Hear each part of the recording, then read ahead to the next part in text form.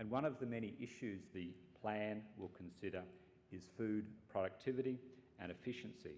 The productivity and efficiency of our whole food chain is affected by a confluence of really broader economic policy that regulate the regulatory and, of course, the environment, essential infrastructure, the adoption of innovation, and the cost and availability of inputs such as land, water and labour.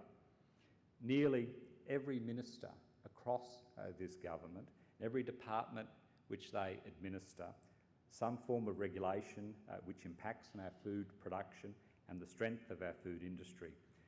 Whether it is regulation of agriculture and veterinary chemicals, the transport system, protection of the environment, or taxation law and its administration. They all have a combined effect on that food plan and the food chain, the food supply, right through from our export markets to our internal markets. The National Food Plan will identify what regulations currently exist, whether any of that regulation is unnecessary, duplicative or operating at, quite frankly, cross purposes, identifying and removing superfluous regulation or regulation which is impeding the food security and productivity of this nation, which has the potential to impact significantly on the cost efficiency of food production. The food plan will also consider how we can increase productivity through the adoption of innovation. This part of the plan will be informed by the work that has already begun by the Productivity Commission and ABARES, among others, on research and development extension. The flow-on benefits from a stable and growing food production sector are enormous. At the strategic level, Australia enjoys a food security equation that is the envy of many nations, but we have the resources in the form of land, water and capital, and we have the knowledge, experience and the skills to feed our population while continuing to provide a key food source for the world. It is my expectation that the National Food Plan will strengthen this potential by identifying further opportunities for government to create an environment which will ensure the long-term sustainability and growth of our food production.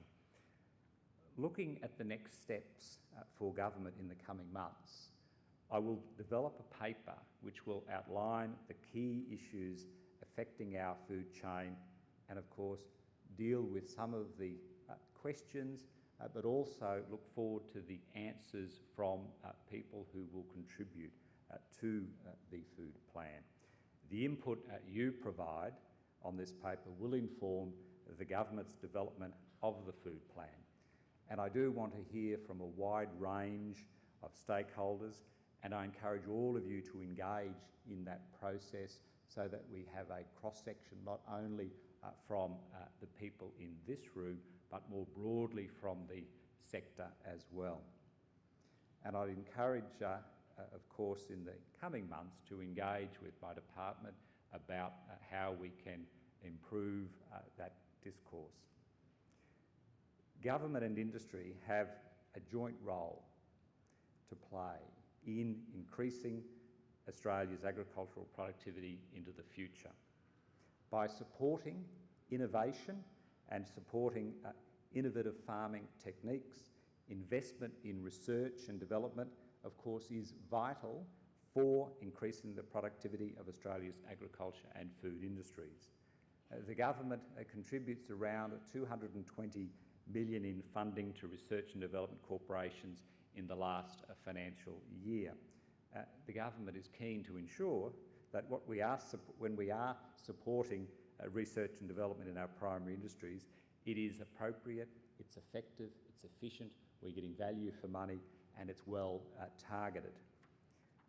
To start a formal discussion on the government's role in research and development, the government asked the Productivity Commission to conduct an inquiry into the rural RDCs, including an examination of the appropriateness of current funding levels and arrangements for driving productivity improvements through research and development. As I'm sure many of you would all be aware, the Productivity Commission released a draft report in September 2010. The draft report acknowledged that the RDC model has important strengths, including helping to ensure that public money is not spent on research of little practical value and facilitating greater and faster uptake of our research outputs. The government's response to the Productivity Commission's report is important for a number of reasons, but we will soon wait for that before I go to that point. Did we want to break at this particular point?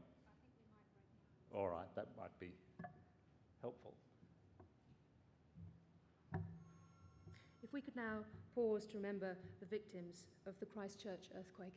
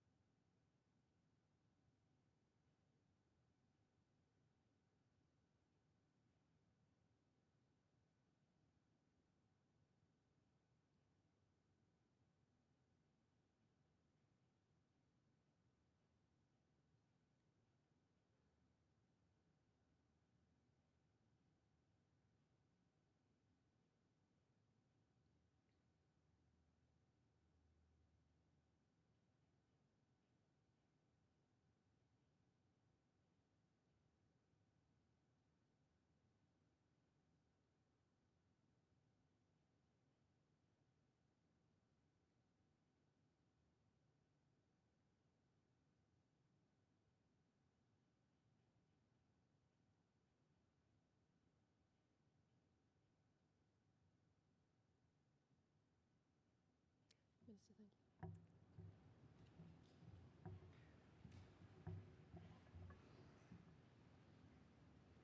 Thank you, everybody. The government's response to the Productivity Commission's report is important for a number of reasons. First, by its very nature, research and development is about the long-term prosperity of the sector, and changes to the rural R&D framework will have a long-term impact and consequence. And second, as Minister, I do understand the wide range of groups who will be affected by the report, from peak lobby groups to the existing RDCs, through to the agricultural producers specifically. This means that the government needs to consult widely on the final recommendations, and I will be undertaking that over the coming months. The Commission's report is not the only document the government will consider when deciding its position on research and development. The National Rural Research and Development Council has been working since 2009 to develop further Australia's research and development and extension vision for the rural sector. The Council released a draft National Strategic Rural R&D Investment Plan in January for consultation with stakeholders, and it is now considering the feedback before finalising its report, which will be provided to me by the end of this month. From these activities, it is clear that the government has placed a high priority on rural R&D and is committed to continuing the work to increase productivity across the agricultural sector. It is essential and continues to remain so for the agricultural sector to deal with the many challenges that it has in front of it. It is essential for this sector to meet those 21st century challenges, including climate change and an increased global population. Today, the Rural Industries Research and Development Corporation will also release 2 further reports to the government which will be taken into its consideration on this issue. The first is the Agricultural Productivity Concept, Measurements and Factors Driving It report. It's a non-technical report that is designed to help our farmers better understand trends, productivity data produced by the government and the driving forces of productivity. The second report from the R&D to Productivity Growth, investigating the role of innovation adoption in Australia's agriculture, provides a framework about innovation in Australia's agriculture to increase understanding and awareness of the drivers of productivity growth. I'd encourage all here to take an opportunity of reading those reports.